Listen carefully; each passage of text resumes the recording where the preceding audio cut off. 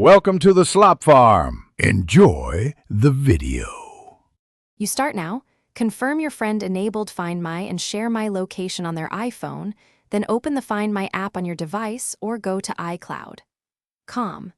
Once done, sign in with your Apple ID if needed, or tap the People tab to see shared locations.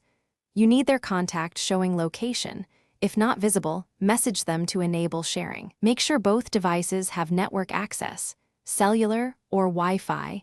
Because the app queries Apple's location servers, you now act. Tap the person's name and people, then choose directions to get turn-by-turn navigation, or play sound to make the iPhone audible if nearby.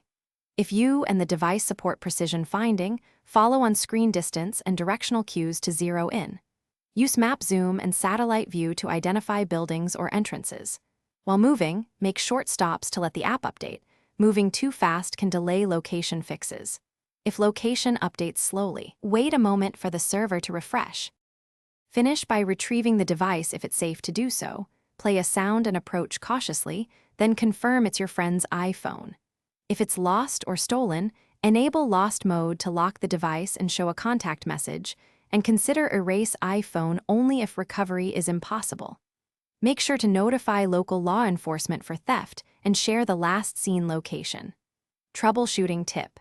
If the device shows location not available, ask your friend to enable send last location, check battery, network, and iOS updates before continuing.